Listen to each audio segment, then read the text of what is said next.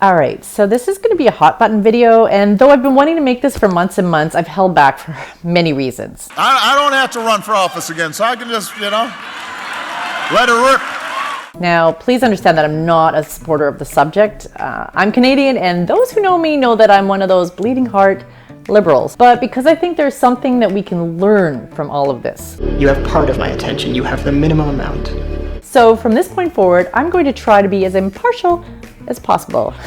This week I'm going to talk about how the rise in populism coincides with the rise in the democratization of the web, how candidates that embrace this win while those who fight it lose, and what brands can learn from this, not to mention future candidates. My name is Tara, and this is Truly Social.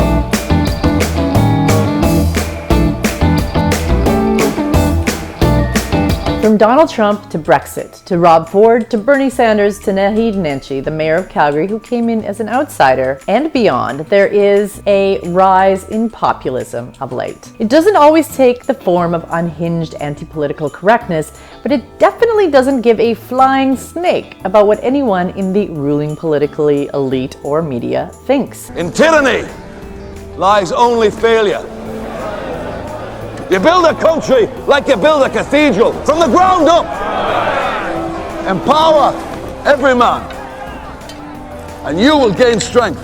And that powerhouse is perfect for social. Populism, for those who aren't familiar, is essentially the power of the people to fight against the ruling elites. This sounds pretty awesome, right? But like any political ism, socialism, capitalism, feudalism, etc., it can be abused, and it really has been historically.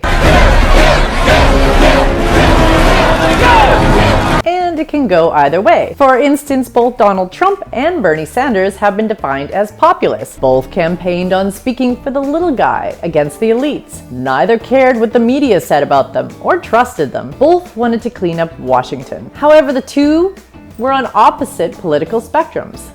Good and evil. Sometimes the difference between the two is a sharp line.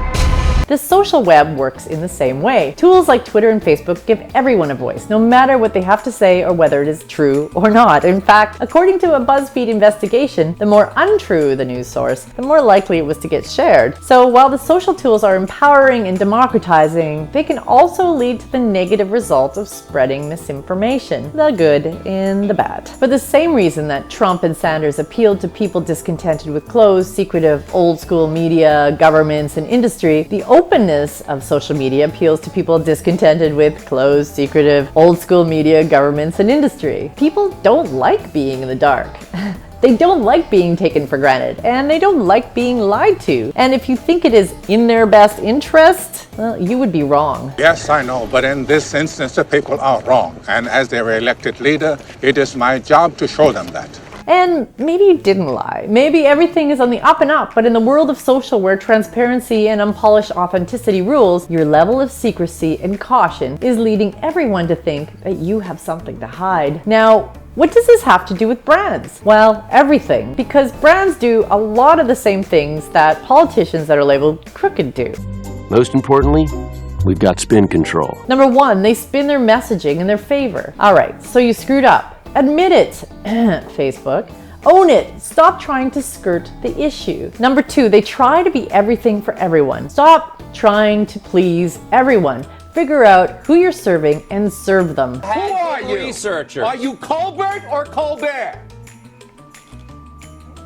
Bill, I'm whoever you want me to be. All right. Number three, they won't give up control. It's a conversation where you can learn, not a broadcast channel where you can control the message. That's over. Number four, they lack a point of view. Stop over-analyzing and relying on focus groups for your thinking. What do you believe? What do you stand for? Why should I care? And number five, they get overly cautious. In the social era, not taking a risk is riskier, and playing it safe is unsafe. We're talking about a calculated risk, my dear, which is about the only option left to us. Like it or not, Trump is good at social because, well, he is as raw and human and unhinged as it gets, and it's pretty well defined what he stands for. Is he honest? Not according to PolitiFact, but because he delivers everything with such rawness, it comes across that way to his audience. Does he spin messages in his favor?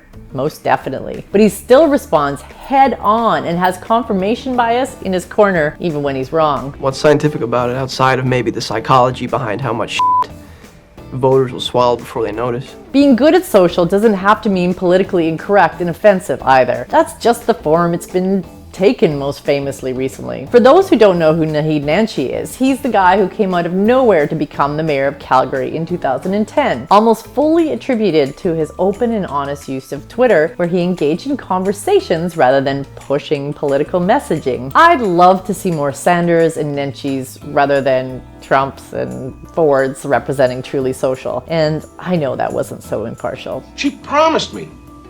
So much for promises. My name is Tara, and this has been Truly Social.